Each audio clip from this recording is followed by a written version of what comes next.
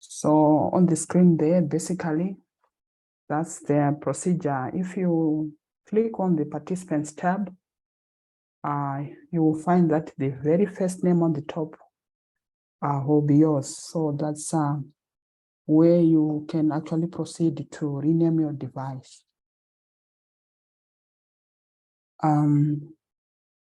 Those are basically some other features that you'll find.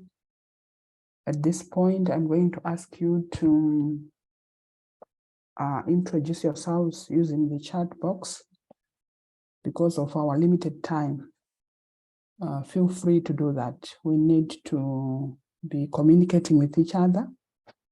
And most importantly, can you please mute your device so that we won't disrupt the flow of the presentations. At some point, you are going to be given an opportunity to speak. So as of now, just continue to mute your devices, and in the event that you want to say something, kindly use the features on the Zoom platform. I'm sure we have talked about this. And at the end of the session, we are going to send you a feedback link. Can you please participate? We need to have your feedback so that we can continue to improve on these sessions. This is our agenda for today, where we are going to be discussing about the One Health approach to AMR with a focus on IPC and biosecurity. And just as a reminder, may you please renew your membership. And for those that haven't joined the association, those are the details. You can get in touch with the admin office for further communications and clarifications. And just a reminder, we are just about approaching the 5th of May, which is the World Hand Hygiene Day, where the theme this year is calling us to accelerate action together. So we are a team, and together I think we can achieve more and save lives through cleaning our hands. Thank you so much for the time. At this point, I'm going to hand over to Chipo. Over and out. Thank you very much, Tabeth, for the Zoom etiquette features. My name is Chipo Gwaya. I am the Infection Control Association of Zimbabwe Secretary, and I am also the training coordinator for the Infection Control Association of Zimbabwe Training Committee, and I am also the training coordinator for this infection for the Southern Africa ICAN Hub. So I would like to welcome you all to this session, eco-series on addressing real IPC challenges. I would like to welcome everyone, and I would also want to acknowledge the presence of our colleagues from Cameroon and other countries within here, the call today.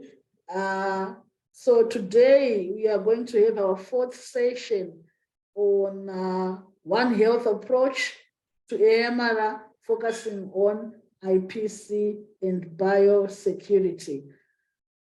Before I call on to the main presenter, let me introduce to you Mr. Mugabe. I think he's logged in now.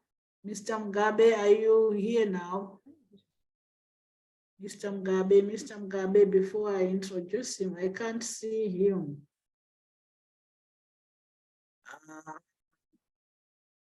Tabeth, Any news from Mr. Mugabe? Let me follow up with him. I Okay. seem not to locate him as well on the list. So while Stabet is locating him, let me just introduce him in case he joins us in the process. So Mr. Mugabe is going to give us a surveillance update on our COVID-19 and cholera. And Mr. Mugabe is a lab technologist, Vice IPC chairperson at Salim Mugabe Hospital. He is a graduate from the Bendura University of Science and Technology, with a postgraduate diploma in IPC. So today he will be giving us the update on COVID-19 and cholera updates. Mr. Mugabe.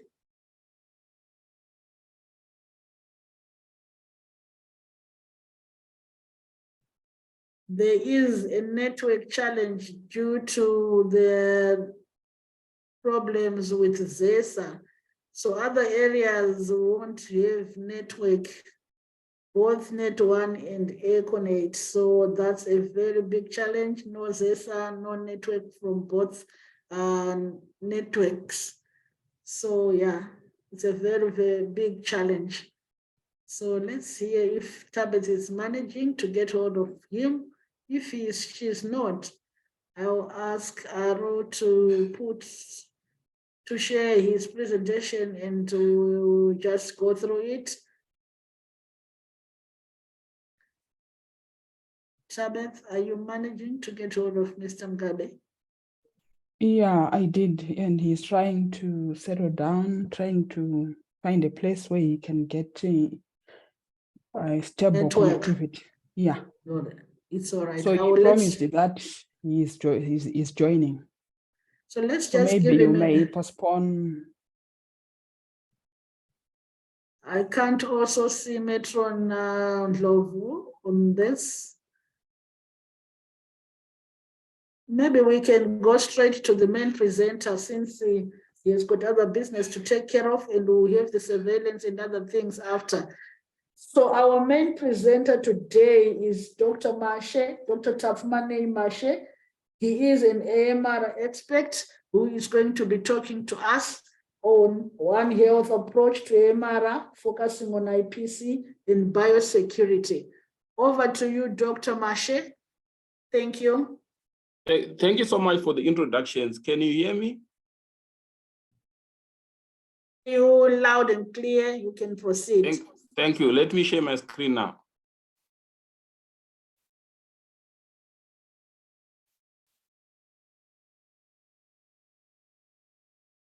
Can you see my presentation now?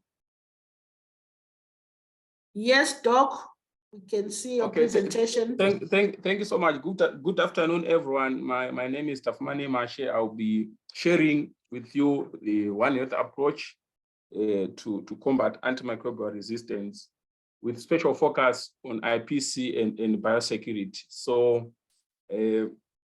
how I've structured the presentation, I'm going to give you a background, which we now see now, which talks about the great strides which happened when antimicrobials were discovered.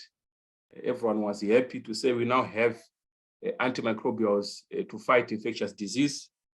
Then, without much time, something happened.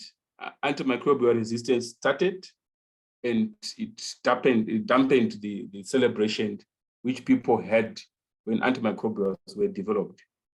As you know now, antimicrobials are also a key cornerstone of healthcare delivery. So without antimicrobials, it's difficult to manage infection. So what I've done now with this background, I thought, let me just maybe give a bit of a knowledge hub, or more like a quiz, which I would want to ask people if you have time. I think the best would be just to answer directly. So I will start with a quiz so that I know that we are all together, or we are going to move together well. So I have a few questions that I've developed or that I have generated so that I can see if people understand the presentation that I'm going to make today.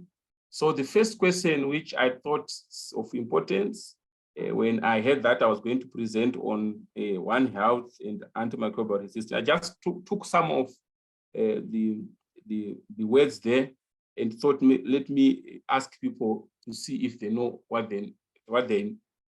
So the first part, which I thought it would be of interest to check if people understand this, what is One Health approach? So I would ask people to respond. So if we respond very fast, then simply means our presentation is not going to take long.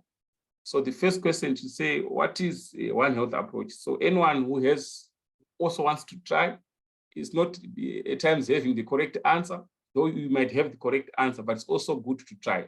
So anyone who wants to try, what is a One Health approach?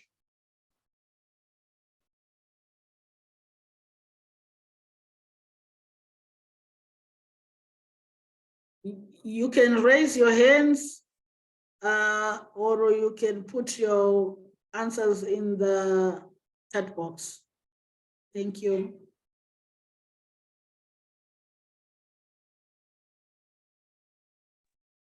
Anyone wants to try?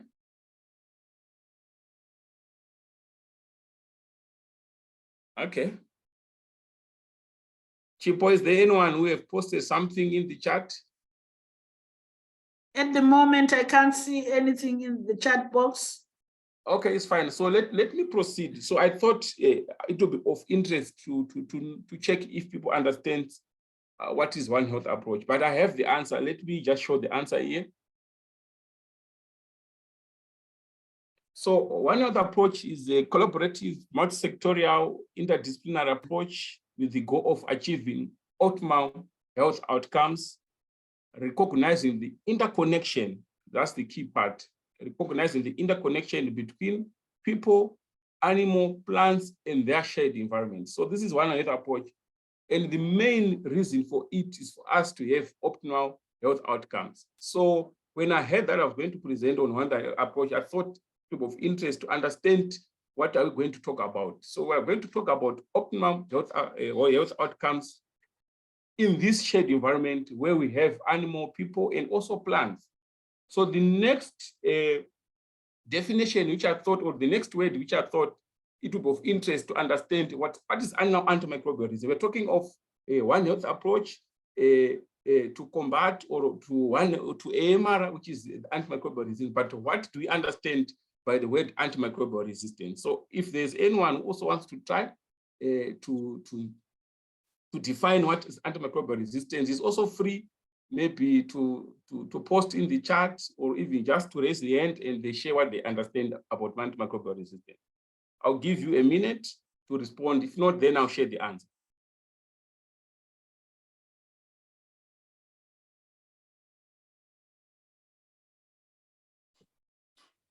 Hello, anyone who wants to try?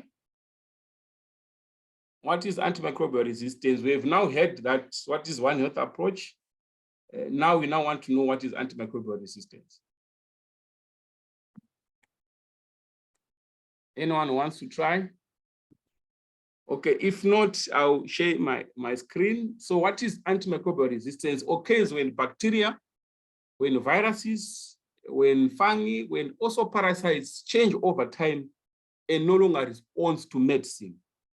So it covers all the microorganisms, bacteria, viruses, fungi, and even parasites. So we talk of antimicrobial resistance when it comes to HIV, drug-resistant HIV. We talk of antimicrobial resistance, we talk of a candida. We talk of antimicrobial resistance when we talk of malaria. So whenever we see these organisms no longer responding to medicine, that's antimicrobial resistance. So what is the outcome of this? It will make the infections harder to treat and also increase the risk of disease spread, severe illness, and death.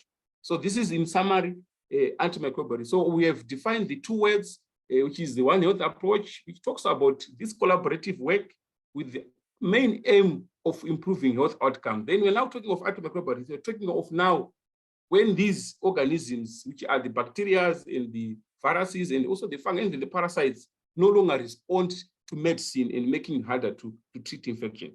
With this background, I thought I would now want to share a bit of figures so that we all understand what is it. So this one, as I have seen people not responding, it's also going to be also a difficult question, because if you have not responded to these first two questions, which I thought were the basic questions, but I think this one will be even more difficult.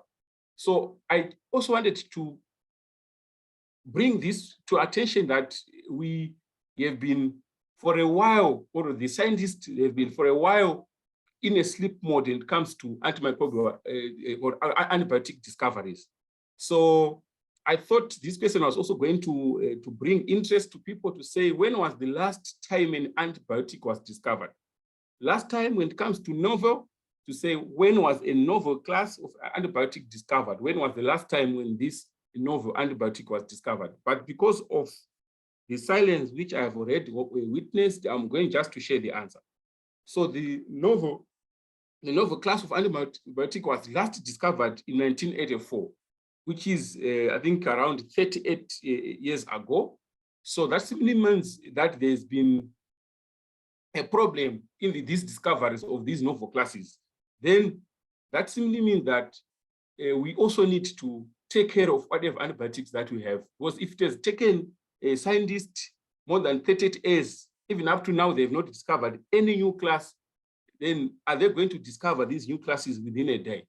I don't think it's going to be possible. And which class of antibiotic was it? This is doptamycin. This was the last novel class of antibiotic which was discovered. But if you can see today, there's other antibiotics that are there. It's maybe just a combination of old antibiotics which have been there in the pipeline, but they're not really new classes. So when it comes to new classes, novel classes, this was the last class which was discovered. So I think this one will be also of interest to understand how many deaths did antimicrobial resistant infection caused in 2019. So this one is easy because there is A, B, C, D, and E. So even if you don't know the answer, you can guess. So this one, I'll give you 30 seconds to respond. What do you think were the figures of death which were caused by resistant organisms in 2019?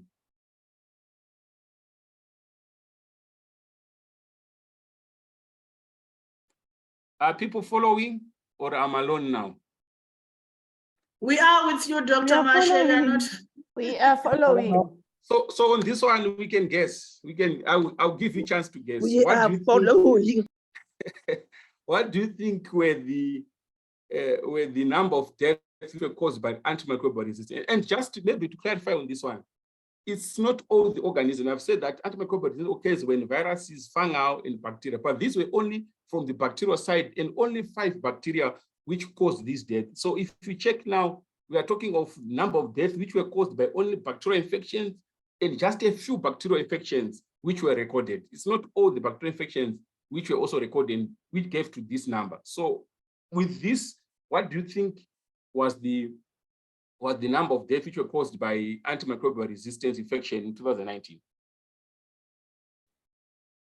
Okay, there's silence in the court. Okay, let me share you with you the answer. So it was 1.27 million deaths which were caused by antimicrobial resistance infection in 2019 alone.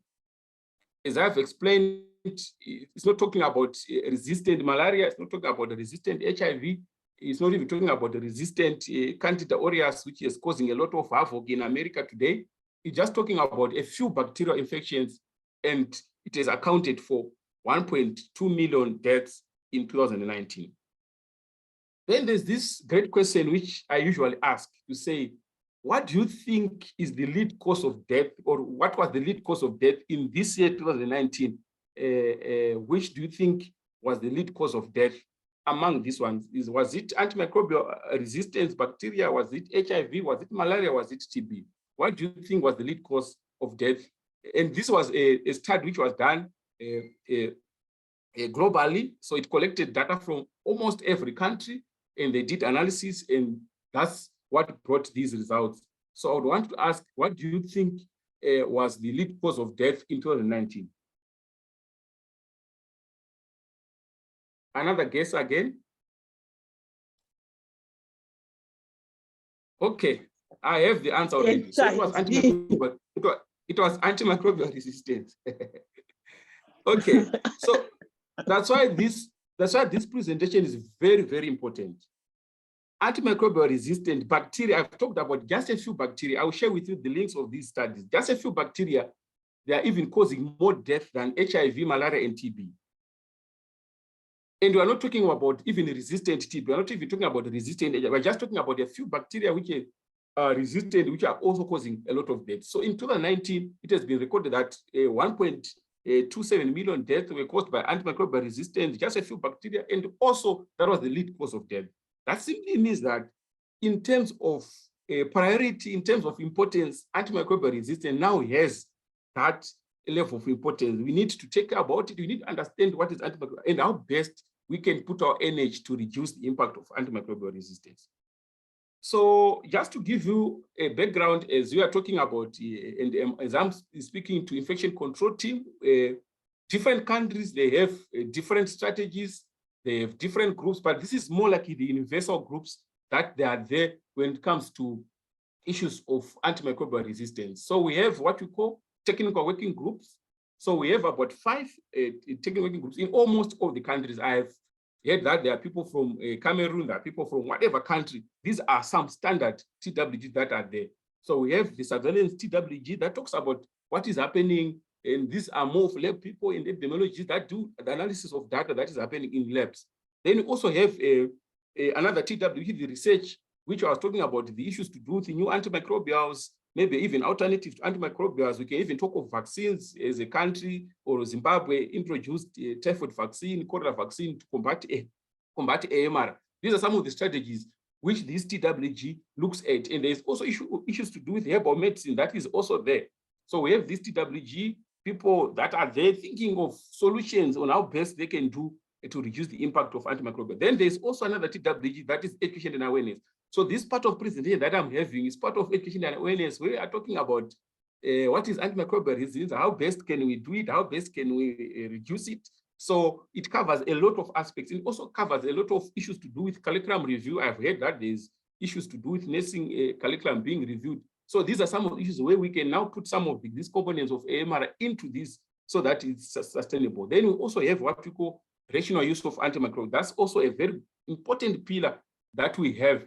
We talk about how best can we reduce the use of antimicrobials. Have you heard that so many people have been given azithromycin during COVID time, but you know that we are dealing with a virus, it cannot treat the virus, but people are being given an antibiotic to treat a virus. A lot of people, they also go to doctors and they are prescribed maybe ceftriaxone when they are suffering from a cold or a flu. So we talk about this rational use when we say we need to manage whatever antimicrobials that we have, other than just to give them away. As you know that the more we use antimicrobials, the more the organisms are aware of this, and they also the more they can devise a way of escaping, and then it becomes resistant. So we have another very big pillar, which is the infection control, infection prevention control and biosecurity, which is also very important when it comes to issues to do with antimicrobial resistance. I'll give you what this pillar can do and what its potential, and even we can discuss further and how best you think you can help when it comes to antimicrobial resistance. So that's my next slide. So what is the role of IPC to combat AMR? So the major issue that comes when it comes to IPC is hospital-acquired infection. Why? Because most of the hospital-acquired infection that we have are resistant organisms. We've heard of methicillin-resistant Staph aureus. We've heard of so many Klebsiella that are resistant even to third-generation cephalosporians. We've heard of so many issues that are there. So when it comes to IPC, is the issue of reducing infection from one person to another. So there's this interconnection that is very, very, very, very, very, very connected. We cannot separate the two. To say when it comes to antimicrobial resistant, antimicrobial use, and also infection control. And with this, if we combine this, for me, I've termed it, it's a One Health approach when it comes to patient safety. But at the end of the day, what we need is to reduce infection that is spreading within the hospital. We need to rationally use antimicrobials, also need to reduce infection. And if we can connect these three big pillars and we I've termed them, it's a one health approach, and ultimately we will improve patient safety. So there's urgent need to harmonize these individual components, which is IPC, AMR, and MS, into one health approach. Therefore, the IPC program should be linked towards fight against AMR. So I've just given you a diagram, which is just going up and down. As you see that the increase, okay, I'll start with the which part. We have an antibiotic in the center. So if the organisms are resistant, I'll start when it increased the burden of the expense, hard to treat infection, and also resistance. So it already, because of that, it reduces a patient cost. I'll also give you a case study, which will be my last present or my last slide of a real case which happened 2 weeks ago. So it also decreased patient confidence in the healthcare system. It also increased the spread of this hospital-acquired infection, and also increased need to treat HIAs with antimicrobial. So it's a cycle. So what we need is to break this cycle, and the key people that can do this are the people that are following this presentation. So I have this case study, which I thought I can share with you. This is a real case study, and the picture that I'm showing you there is my picture, and I'm the one that took the picture. So there was a 7-year-old male admitted at one of the central hospitals in Harare, and this person had a bloodstream infection, which was caused by a Klebsiella obstreperans. So what happened was that the tests were done, the sensitivity testing was done to this organism, and they discovered that this organism was an ESBO producing, which simply means that this organism was not responding to third-generation cephalosporins and many other antibiotics. And when the clinician saw these results, the clinician decided to prescribe meropenem IV, 800 milligrams 3 times a day for 7 days. So when I arrived, when this issue was there, and I saw, I think you can even see there's a picture with the meropenems, and also the prescription, and also even the cost of meropenem.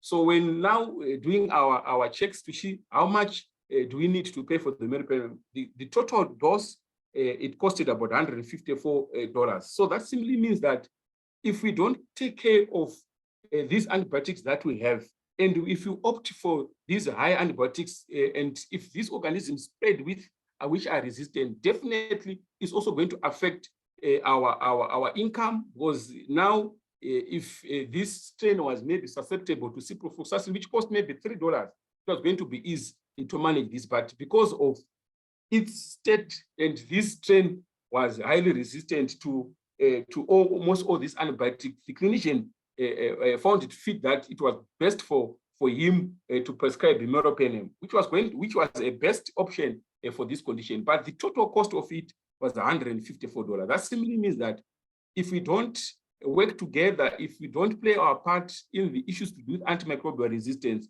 definitely is going to affect our health, and also is going to affect our incomes. So these are some of the issues. I thought, let me just give you a summary as I conclude my presentation. So it says that 1 in every 10 patients is affected by hospital-acquired infection. These are some statistics that are globally. Over 50% of surgical site infections are resistant to antibiotics. And it has some solutions to say, yes, we know that this is a problem. There's issues to do with hospital-acquired infection, but it says that effective prevention, control, and water and sanitation stops the spread of antimicrobial resistance. This is very key. We need to improve our prevention control. We need to do a 5 moment of head hygiene, which I know a lot of people, they don't do. There are a lot of things that we can do. We need to swab. We need to do whatever we can to reduce infection. Then it says that IPC and WASH in healthcare protects the patient and the healthcare workers from affordable infections. Building these blocks of IPC in healthcare facilities are, okay, we can talk of hand hygiene practices, components, co-components of IPC programs, and all these ones will lead to a reduction in infection, and hence the less spread of antimicrobial resistance, and also the need of antimicrobials. So in summary, every infection prevented is an antibiotic avoided. So play your role in controlling antibiotic resistance. Ensure IPC programs are in place, and champion IPC practices. IPC saves millions of lives every year. Thank you so much for listening to this presentation. Thank you very much, Dr. Mashe, for that comprehensive presentation. Any questions for Dr. Mashe before he leaves? Questions for Dr. Mashe? We did not manage to answer his questions. Now, can we question him?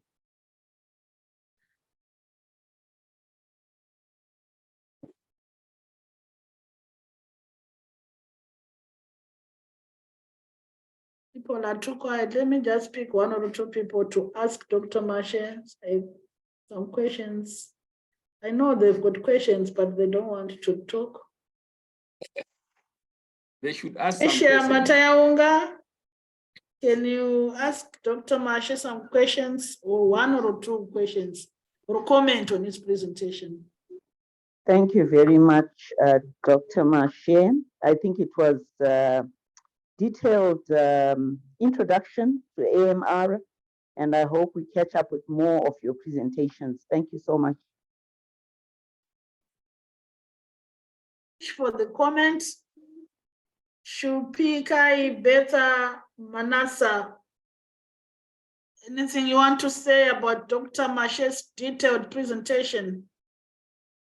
Thank you very much, Dr. Mashe, for that very detailed presentation.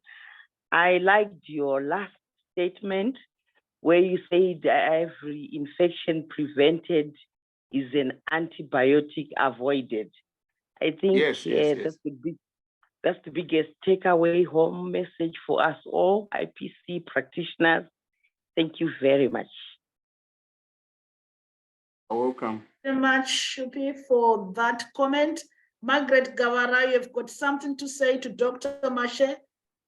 Yes, thank you very much, Doctor. I was impressed by the cause of death. I thought it was HIV, and to my surprise, it was AMR. Thank you so much. I've learned. Thank you so much, Margaret Gawara. I know you people, you've got things to say, but you don't want to raise your hands or to write it in the maybe just before they say something, I just wanted to respond to the last speaker to say a lot of people are mistaken, thinking that HIV is the lead cause of death, but the things have changed. And that's why we see that issues to do with antimicrobial, they're now supposed to take the priority list in all our activities. Unfortunately, a lot of people are not aware of the impact for obvious reasons that we are not really giving evidence to say that this person has died because of an antimicrobial resistant infection. But people that works in the NNU, in different hospitals, they understand what I'm talking about.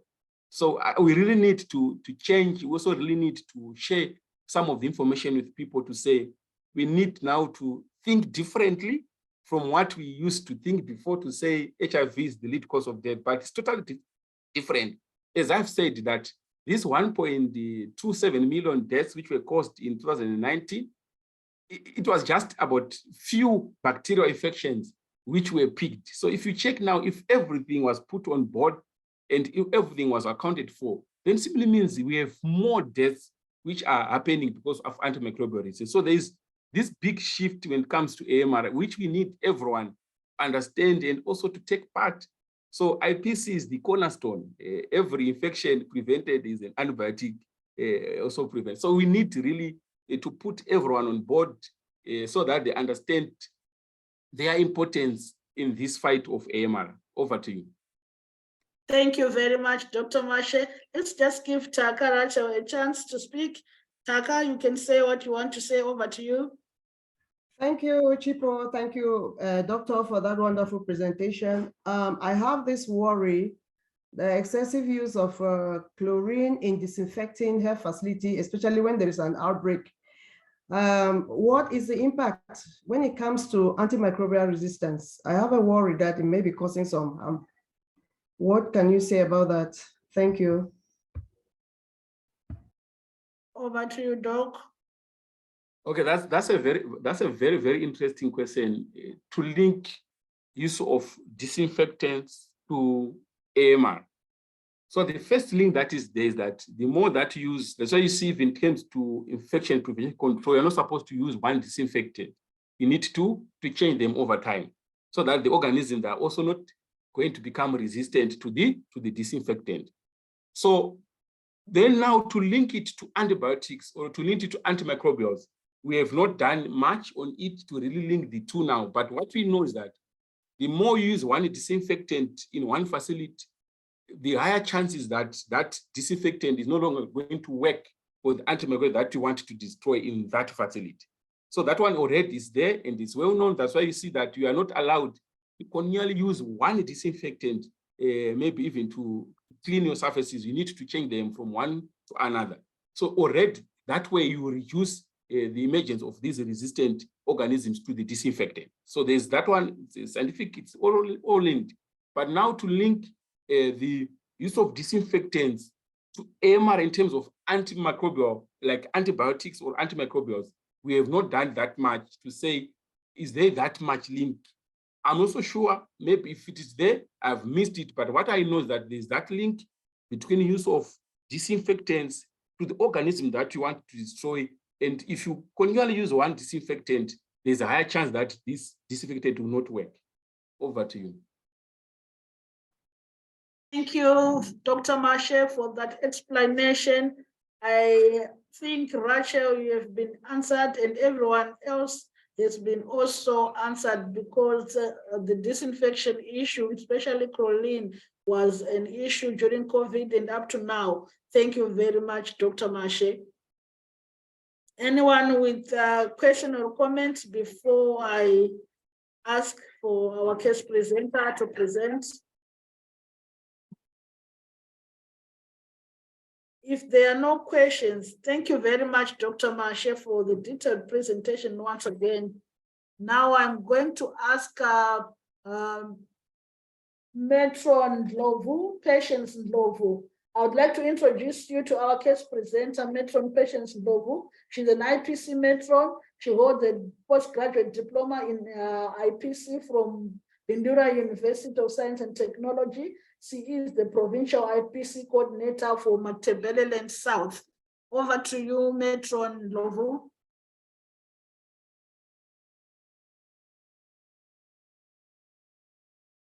Metron Ndlovu, over to you.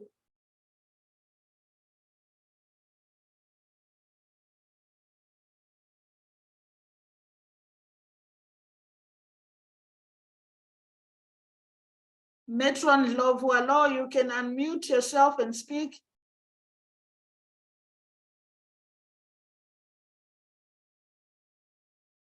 Kabeth, can you check what's wrong with Metron Ndlovu?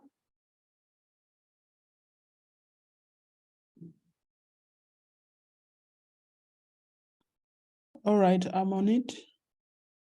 Okay, whilst we are waiting for Metron Ndlovu to log in, let's hear Mr. Mugabe, and I can see he's in now. Mr. Mugabe can give us an update on the surveillance, COVID-19 and cholera. Over to you, Mr. Mugabe, if you're ready.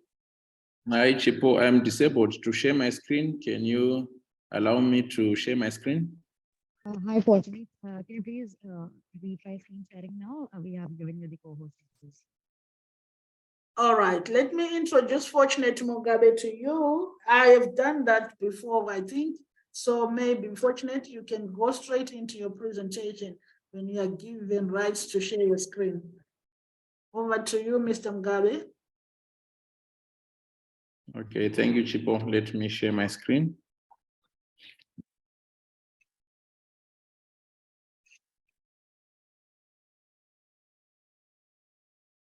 Good afternoon, everyone. Can you hear me? We can hear you loud and clear. Yes, we can hear you. Yes. All right, thank you. Thank you so much. Let me delve directly into my presentation. Sorry for the network challenges that I had, but now I think we are okay. I'm not going to talk about the definition today. You can always read for yourself as this is a continuous definition that we are sharing each and every time we have this surveillance presentation. So let me talk about the COVID situation. As of 12 April 2023, we had only 2 new cases, which is a good thing for us as a country. Our cases have fallen, so we need to remain vigilant and make sure we are safe, everyone. So for the cumulative number of cases, we have 264,593, with active cases in the whole country at 59. So the total tests that we had as of yesterday were 481, and taking our cumulative number of cases to 2,696,887. So the positivity rate, 7-day rolling average, is 0.4%. We had new recoveries, 2 of them, and taking us to a cumulative number of recoveries to 258,850. With our recovery rate still at 98%, this is a very good thing for us as a country. We didn't have any deaths as of yesterday, which was linked to COVID-19, but our cumulative number of deaths is 5,684, with a case fatality ratio for the last 7 days at 2.1%.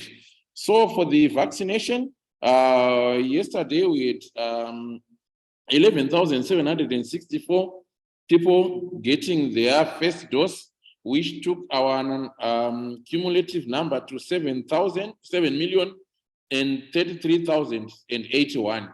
And for the second dose, we had 12,673 people who were vaccinated yesterday, and also taking our cumulative number to 5,252,674. So the vaccination, the total vaccination for third dose rests at 1,799,085, with 8,890 people vaccinated by the 12th of April 2023, which was yesterday. So we didn't have any new admission in our hospital, but with total admitted people 24, and the bed occupancy at 0.1%. I think I'm going to update the total admissions here as of yesterday. They were not 24. So I missed something here. I'll update. So our 7-day rolling average for new cases fell to 3 from 4 as of yesterday. And as of 11 April, we had 6 hospitalized cases. That's why you had me saying I'll update my total admissions there. Then now we move on to the weekly disease surveillance for other diseases other than cholera. So for typhoid, we had 26 new suspected cases of typhoid, with a cumulative number of typhoid cases to 311, with no deaths reported.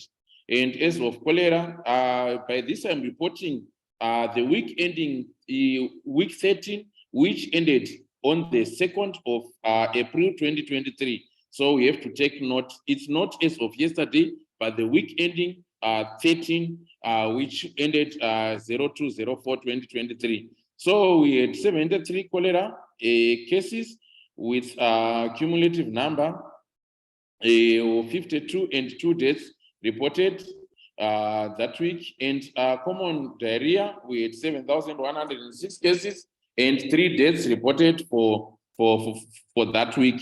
Then for malaria, we had 4,749 malaria cases and 6 deaths that week, with cumulative cases of malaria 42,020 and 72 deaths reported, with the case fatality rate at 0.17%. For influenza and common colds, we had 10,793 suspected cases, taking a cumulative number to 103,566, and no deaths reported ever since the beginning of the year.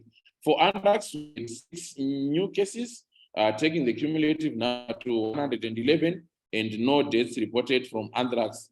We didn't have any case reported for meningococcal meningitis, but we had 5 maternal deaths, and taking the cumulative number of maternal deaths to 79 ever since the start of the year. So for trypanosomiasis, we didn't have any case, but for dog bites, we had 493 dog bite cases with 18.5% by vaccinated dogs and 22.3% unvaccinated dogs and 59.2% with dogs of unknown status. So for rabies, we had no new cases for rabies and no deaths reported for the week, but the cumulative number of cases were 9 and 6 deaths with a case fatality ratio at 66.7%. So you see how bad rabies is, and we will also urge everyone to encourage our colleagues to vaccinate their dogs against rabies. For the snake bites, we had 115 cases and 1 death, taking the cumulative number to 1,633 and 7 deaths with a case fatality ratio at 0.4%. And for plague, no suspected cases, but we had 298 clinical dysentery suspected cases and no deaths reported. And Zimbabwe has not recorded any monkeypox case ever since. But for measles, we had 14 new cases which were detected from the weekly disease surveillance and no deaths reported. Of cumulative cases to 65 and 7 cases that we also got from the case-based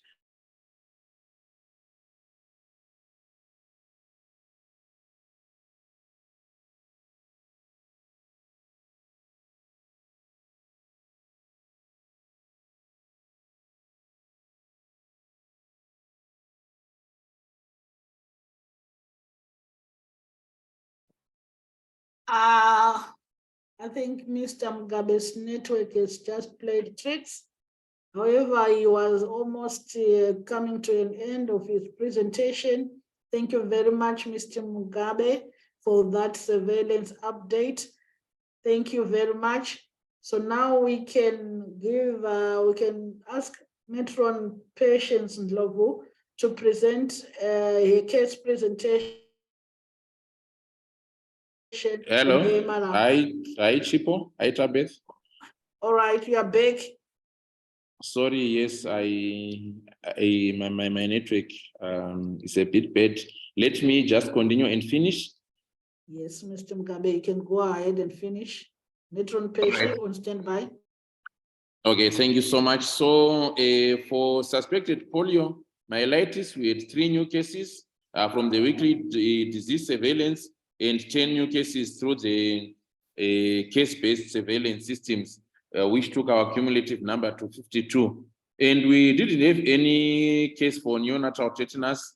We had no cases reported. I just decided to add another slide for cholera. As you know that these days, we also have some cholera cases in our country. So I'm just going to briefly talk about cholera situation as at 12 April 2023. We had 12 new suspected cases with 1 suspected death and 11 confirmed laboratory cases. Then our hospitalized cases were 12 as of yesterday, with the RDT test done, a total of 228. And for the culture positive, but the RDT positive, sorry, we had 67 positive RDT with a positivity rate of 29.3%. And also, we also had in 198 cultures done as of yesterday, and with those which were culture positive, 90. So this is a high number for for positive cholera cases. And also we had cases in care, which are 12 in our country, and these cases admitted from Beitbridge 6 and Matabeleland South province, Mutare City 2, Mutare Rural 1, Manicaland Province, and Bikita 1, with in Mashingo. We also had 1 at Chiwenga Clinic, and in Marsh Central Province, Thorngrove Hospital, we had 1, and in Blue Whale, we had 1. So these are the cases in care in our country, and total recorded suspected cases now rests at 428, with confirmed cases at 90. So our total recoveries are 407, confirmed deaths 2, and suspected deaths are 7, which are suspected but not confirmed. So the first cholera outbreak in the country started in Chegutu, Mashonaland West, on the 12th of February 2023, and has been reported in 8 provinces so far, with no epidemiological link to each other. So you realize that we have to be vigilant. Cholera is here with us, and we need to practice all hygiene and to make sure that we don't get infected with cholera. Thank you so much for your time. This is the end of my presentation. I will give this time if there are any with any questions, or maybe to the next presenter, depending on you, Chipo. Thank you, and over. Thank you very much, Mr. Mugabe, for that presentation. Anyone with a comment on what Mr. Mugabe has presented, or anything to add?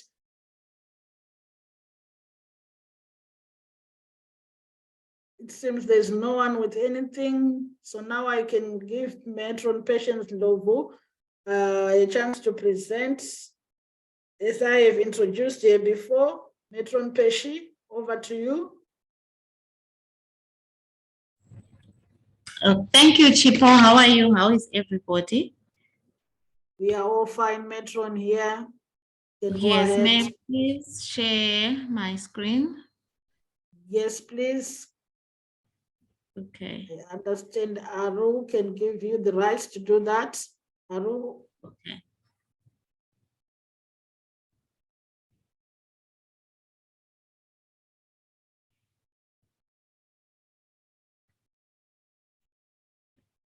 Okay, I'm still waiting for you. Hello, Aru. May you please give Matron Peshi rights to share her screen? Can you please retry?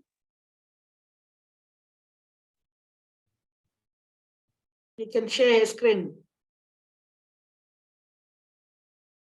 Hello, Aru. Can she share her screen? Patience, can you please try resharing, right? Perfect.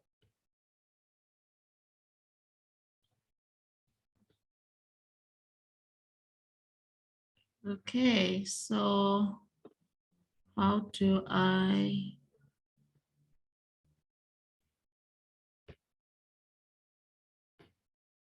trying to share my screen.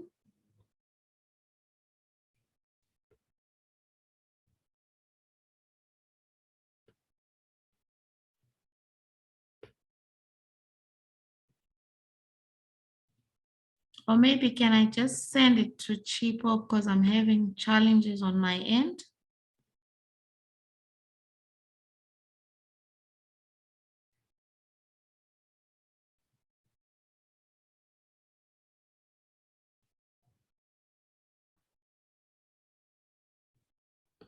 Patience, don't you have any presentation with you, or what is the issue you are facing? I think it's more or less a network issue, but I've shared to Chipo. Can Chipo share on my behalf? Then I can present from this end. Chipo, can you do it? Please Well, check let your me check. WhatsApp. Your WhatsApp, yeah, sent right now, because it's I'm not able to select my documents actually. Let me check. I'm checking. Okay. All right.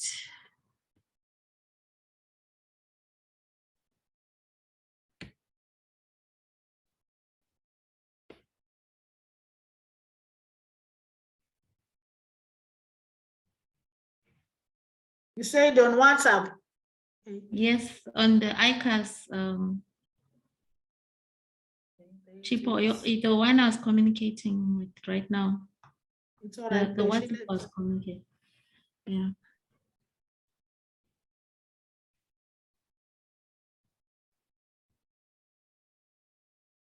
All right. Just give me 2 seconds to try and load it up. Okay, sorry for that.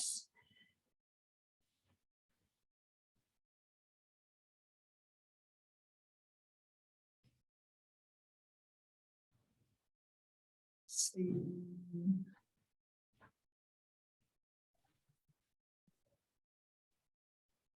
All right, spreadsheet. So I go to my.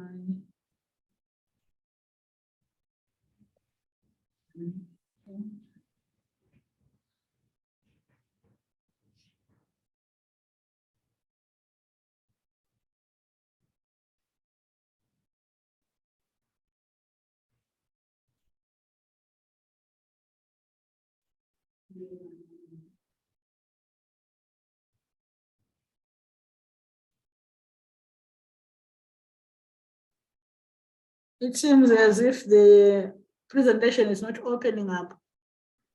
Really? Yes. Okay, should I send on your email then?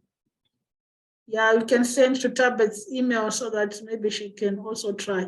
Because I sent it to my email and it's not opening up. All right, just Tabet, can't you check? I've just sent it to Tabet now. Okay. Sure, she's connected already.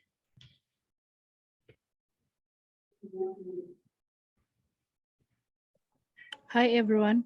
Maybe whilst we are still waiting for the presentation, I wanted to comment on the issue of dog bites that I don't know in town, but in rural areas, the environmental health technicians are now having what we call the dog register. For every dog that is in the community, they have the register to record all the dogs that are in the community.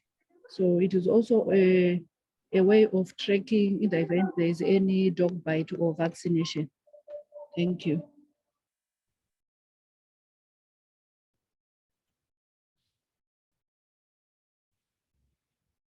Thank you, Notma. That's a good thing. I wish we could do that here in the cities. You are really moving in the right direction.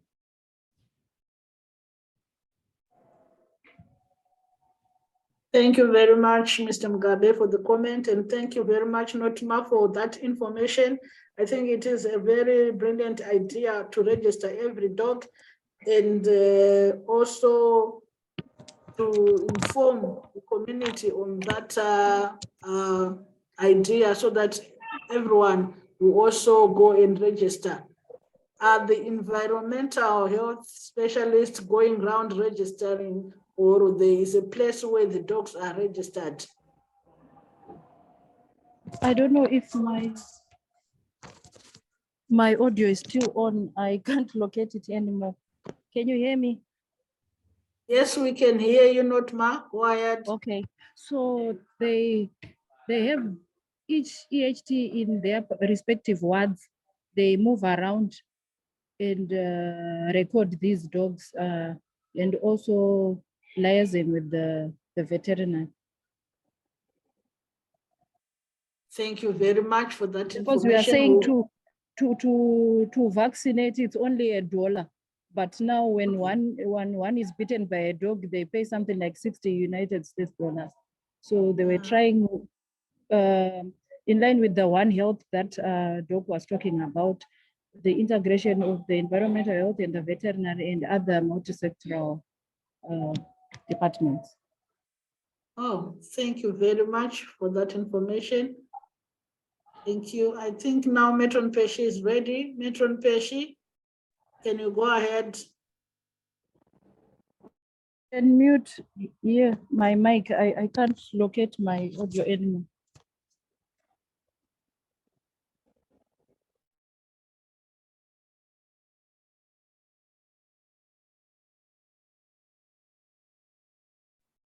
All right, Pesci, you can go ahead.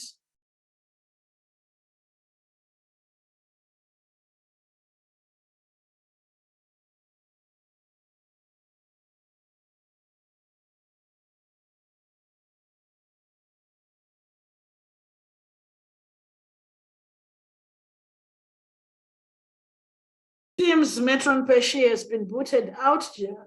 For in view of time, Tabet, let me present a case presentation.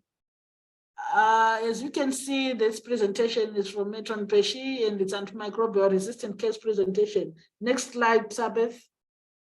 What are the organisms of concern? And on antimicrobial resistance, the organisms of concern are bacteria, parasites, virus, and fungi. These are the organisms of concern. And what is antimicrobial resistance? As we have heard from Dr. Mache, antimicrobial resistance occurs when bacteria, parasites, virus, fungi becomes resistant to antimicrobial drugs that are used for treating the infection that cause the infection. This is from the World Health Organization 2015, Masto et al. In 2016. Next slide. Antimicrobial resistance continued. Every time an antimicrobial medicine is used, it diminishes the effectiveness of other users because its usage increases the possibility of microorganisms to become resistant. That's antimicrobial usage. This is from Nang et al. In 2016 again, which refers to the use of products that kill microorganisms or keep them from multiplying, that's reproducing or growing, may lead to antimicrobial resistance. Next slide.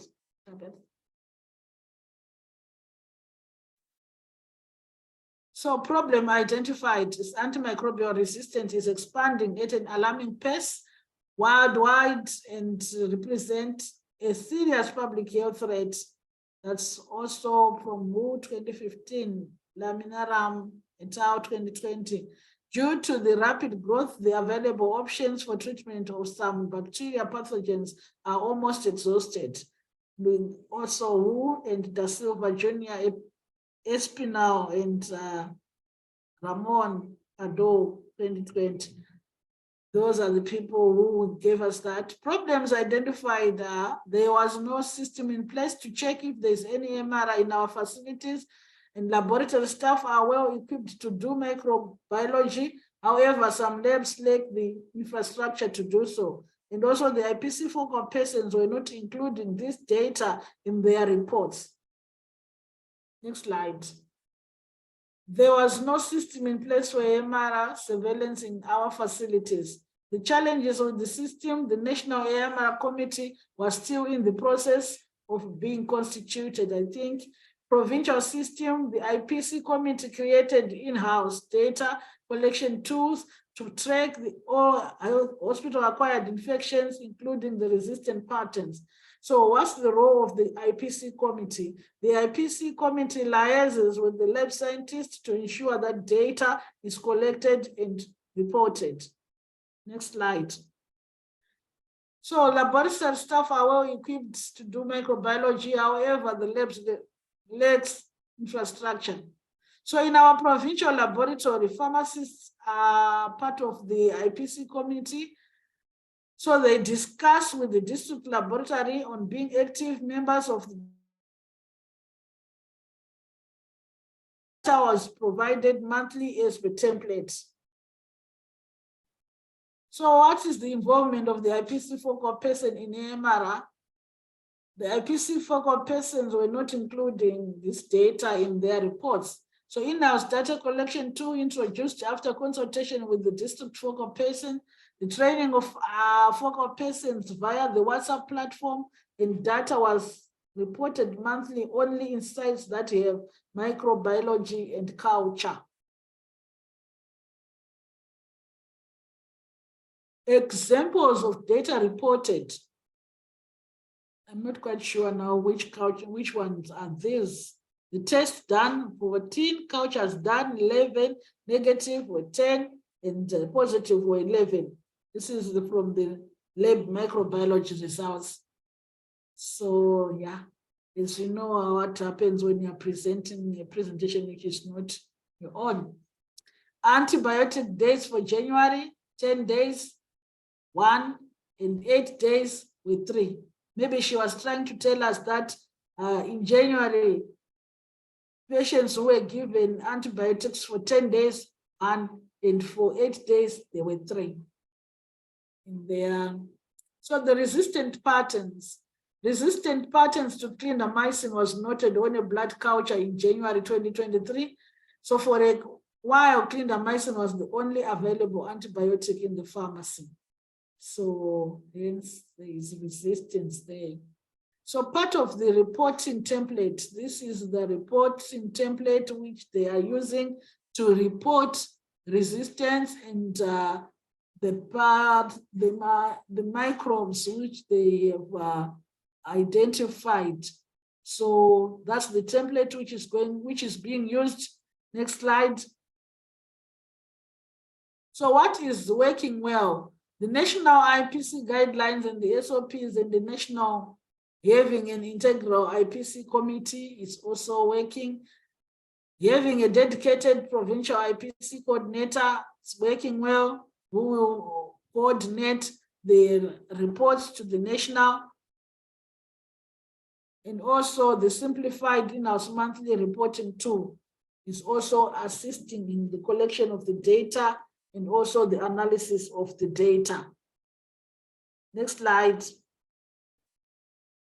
Thank you very much, Matron Pesci, for that presentation. We are really sorry that your network was not good enough for you to really explain, but I understand people have understood this case presentation. Any questions or comments on the case presentation?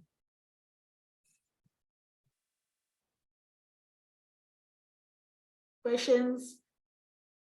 Ms. Mashamba, any question? None, thank you. All right. So if there are no questions or any comments, we have already discussed enough with Dr. Marshe and other presenters. Thank you very much, all our presenters, for all the presentations on AMR and the role of IPC and biosecurity.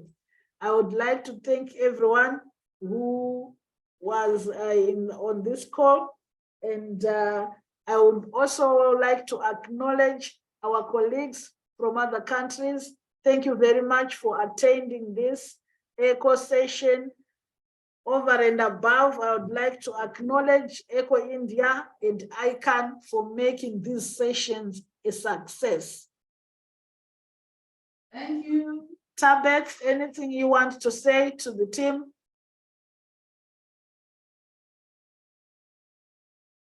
Hello, Tabet. I just wanted to check with Aru if she has shared the feedback link. Have you done so, Aru? Sorry, Tabit, can you please repeat? I was asking about the feedback link, if it has been shared in the chat box so that we can have the feedback before people log off. Just posted. Thank you so much. Thank you so much. So the feedback link has been shared in the chat box. Feel free to please give us your feedback as we continue to roll out these sessions.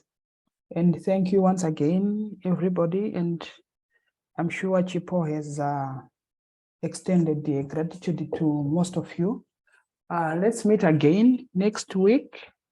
That will be on the 20th of April, where we are going to discuss about IPC and WASH.